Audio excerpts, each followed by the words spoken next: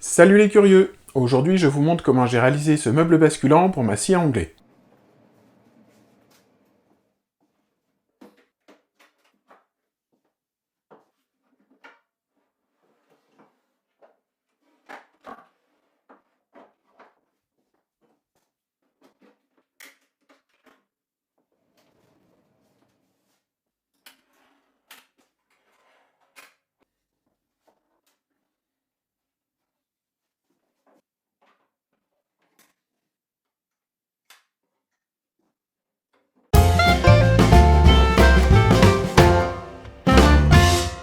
Alors j'ai décidé de diviser cette vidéo en deux.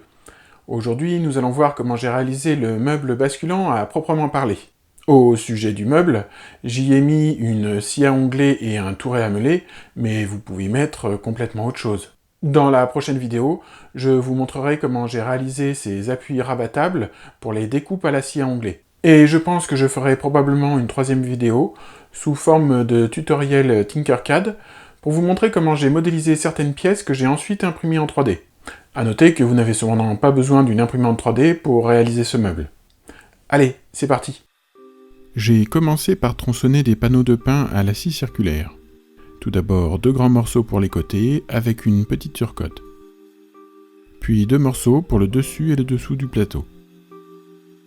Ainsi qu'un dernier morceau dans lequel j'en délignerai 2. Ils renforceront la structure en bas et serviront à cacher une caisse à chute.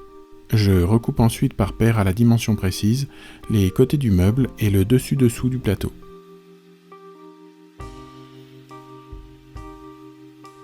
Puis je déligne ces mêmes morceaux à la bonne largeur.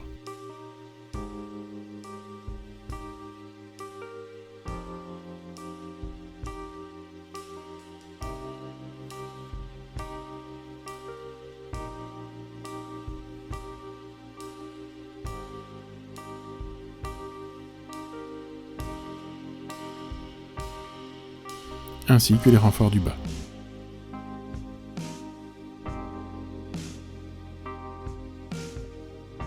Dans les chutes, je déligne les tasseaux qui me serviront pour les côtés du plateau.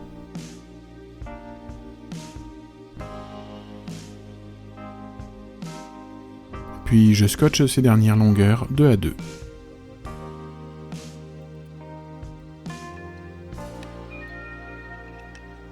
Avant de les découper à la scie à onglet.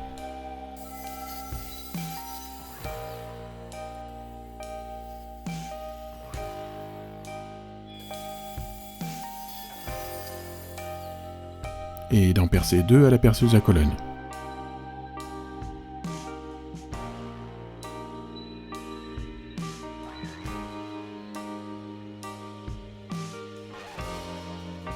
Je profite que la perceuse à colonne soit sur l'établi pour percer également les côtés du meuble.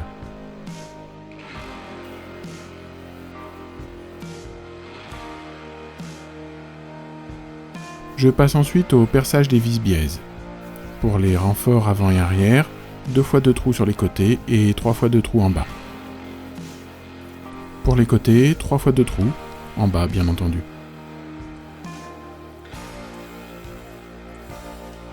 Je peux directement passer au vissage. Je mets pour cela de grands serre-joints.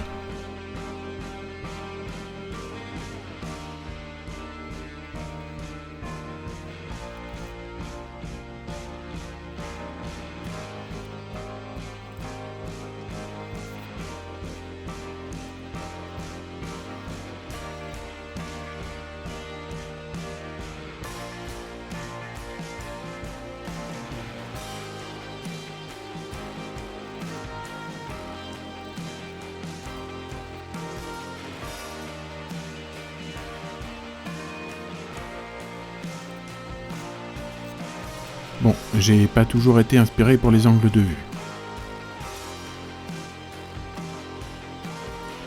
Je m'attaque ensuite à l'assemblage du plateau. Je colle. Je maintiens à l'aide de serre-joints.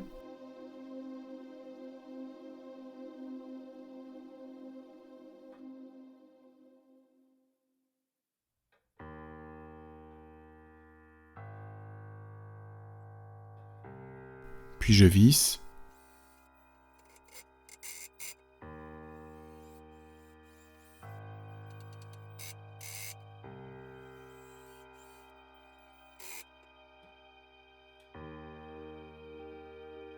et ainsi de suite.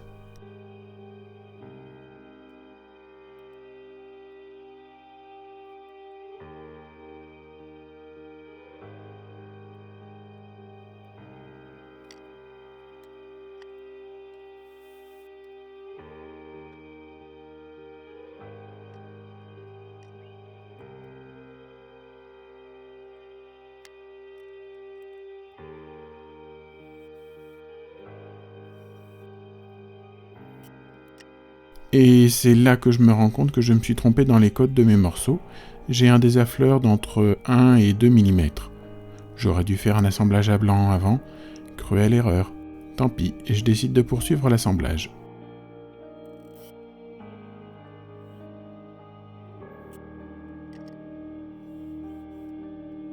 Il est temps ensuite de fixer les roulettes. Je préperce avec mon outil fétiche, la vrille. Je vous fais néanmoins grâce de tous les préperçages.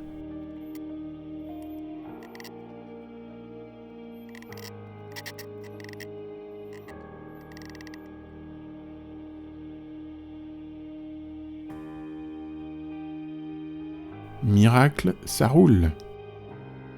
Je découpe ensuite un morceau de tige filetée à la scie à onglet équipé de sa lame multimatériaux. Si vous le pouvez, utilisez plutôt une tige lisse pour ne pas que le filetage entame le bois. Vous verrez dans un instant comment j'ai solutionné pour ma part le problème.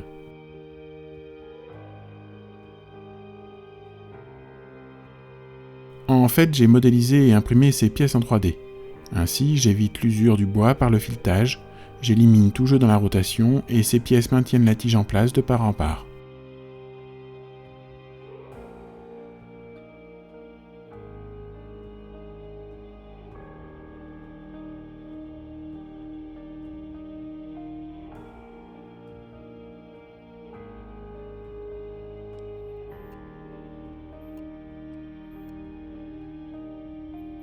Et ça tourne, second miracle. En revanche, ce qui n'est pas miraculeux, c'est mon fail de tout à l'heure. Je n'ai pas vérifié mes plans et j'ai percé 18 mm trop haut. J'ai oublié la deuxième face du plateau. Tant pis, là encore, je vais bien trouver une solution. Alors, je vise cette fameuse deuxième face sans la coller pour le moment.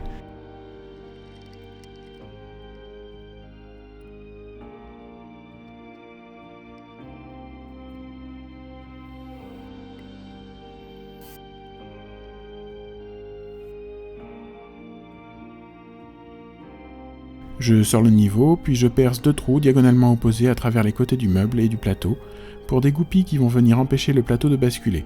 Je bascule le plateau et je fais 2 nouveaux trous de l'autre côté des côtés du plateau, si vous voyez ce que je veux dire.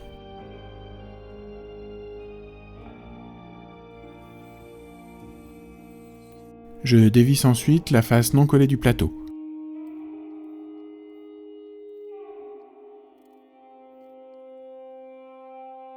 J'aspire les copeaux du haut trou que je viens de faire,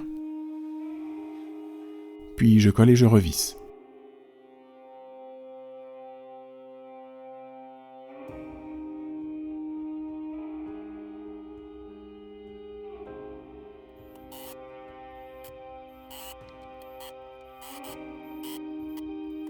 Dans des chutes, je perce ensuite des poignées pour les goupilles à la scie cloche.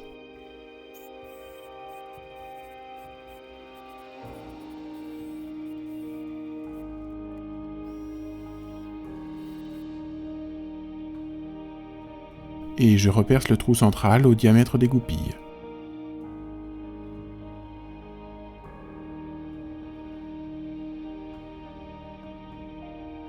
Un petit ponçage. Et je colle les goupilles à leurs poignets. Je dis goupilles, mais ça doit bien avoir un nom, j'ai oublié de le noter. J'en coupe l'excédent, notamment la partie filetée à la scie à métaux. Le rallye-presse m'est d'un grand secours car je n'ai par ailleurs aucun autre étau approprié.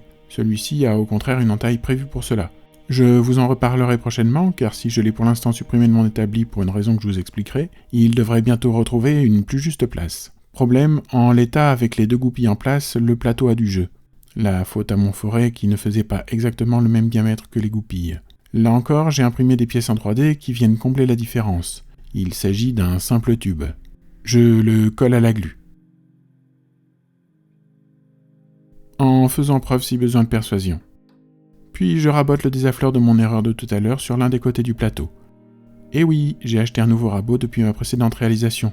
Je suis vraiment devenu fan de cet outil. Je coupe et colle ensuite du quart de rond de 18 mm pour cacher mon erreur de perçage des côtés.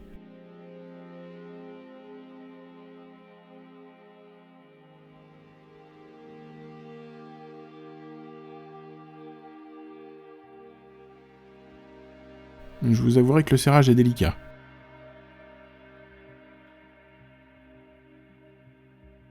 Puis j'arrase l'excédent à la scie japonaise.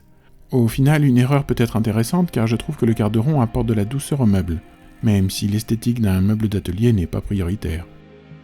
Cela tourne toujours et il n'y a plus un poil de jeu. Une bonne séance de ponçage maintenant.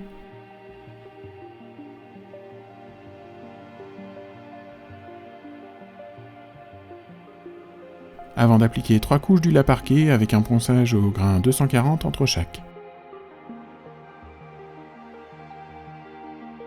Vient le moment de fixer les machines en place à l'aide de tire-fond et de vis. D'abord la scie à onglet,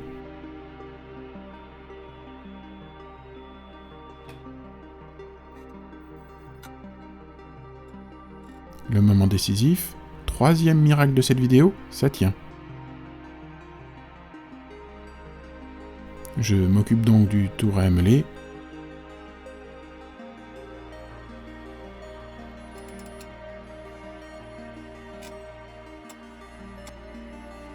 Là encore, il ne bouge pas.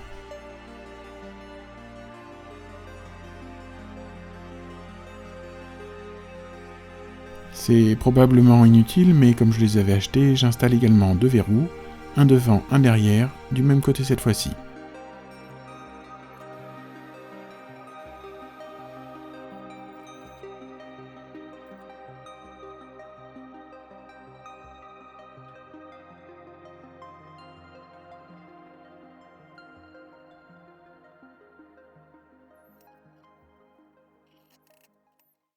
Voilà, on va s'arrêter ici pour aujourd'hui.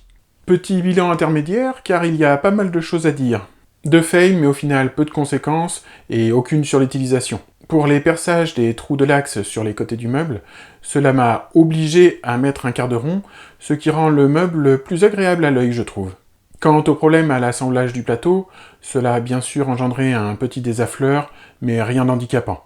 Cela dit, il faut absolument que je prenne le réflexe de faire davantage de montage à blanc, y compris sur des petites choses, et que je vérifie davantage l'équerrage au collage. Car donc le plateau n'est pas parfaitement carré, et du coup j'ai un désaffleur qui n'est pas partout pareil, et difficilement corrigible puisque le plateau pivote. Cela dit, ça n'a aucune conséquence à l'utilisation du meuble, y compris sur les systèmes de verrouillage du plateau. Enfin, la scie anglais va rester sur le meuble, ça j'en suis sûr et certain. En revanche, je ne sais pas si je vais garder le touret amelé. Si j'ai un outil plus utile à y mettre, je le déménagerai peut-être. Pour le reste, j'attends la prochaine vidéo pour vous en parler. Je vous dis donc à très bientôt. En attendant, prenez soin de vous, portez-vous bien, et surtout n'oubliez pas, la curiosité n'est pas un vilain défaut.